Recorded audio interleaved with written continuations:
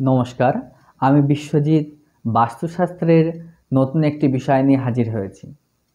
আপনারা কি জানেন যে কোনো বাড়ি বা বাস্তুর উত্তর দিকে যদি প্রবাহিত জল থাকে বা নদী থাকে বা পুকুর, তাহলে সেই বাড়ির উন্নতি বা আর্থিক উন্নতি বেশ ভালোই হয়। একটা জিনিস দেখুন, এই মালঞ্চর ঠিক উত্তর দিকে জল অর্থাৎ প্রবাহিত নদী বিদ্যাধরী নদী প্রবাহিত হচ্ছে। দেখুন, মালঞ্চের বেশ উন্নতি হচ্ছে, কিন্তু বাচড়া বা চৈতল নদীর ঠিক ওপারটায় মালঞ্চের মতন তেমন একটা উন্নতি নেই।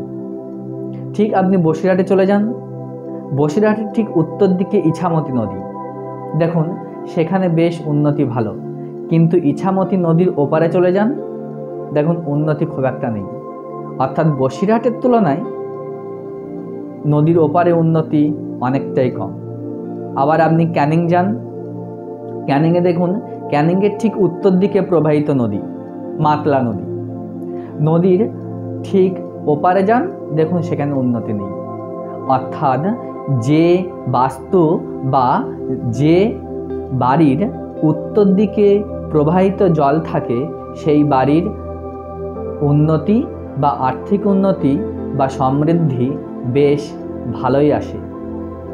কারণ উত্তর দিকে এলিমেন্ট হলো ওয়াটার, আর সেখানে যদি ওয়াটার বা প্রবাহিত জল বা নীল রং থাকলে সেই বাড়ির উন্নতি খুব দ্রুত হয়। তেমনিভাবে দক্ষিণ দিকে যদি কোনো বাড়ির পুকুর বা নদী থাকে, তাহলে তার উন্নতি অনেকটাই ব্যাহত হয়। আপনারা মিলিয়ে নেবেন, যদি কোনো বাড়ির দক্ষিণ দিকে বা দক্ষিণ পূর্ব দিকে পুকুর থাকে বা জলাশয় থাকে বা গর্ত থাকে, সেই বাড়ির আর্থিক উন্নতি অনেকটাই কম এবং বিভিন্ন রোগ শোক লেগেই থাকে। কিন্তু দক্ষিণ দিকটা উঁচু, পশ্চিম দিকটা উঁচু, সেই সঙ্গে সঙ্গে যদি উত্তর দিকে প্রবাহিত জল বা পুকুর থাকে, তাহলে উন্নতি খুব দ্রুত হয়।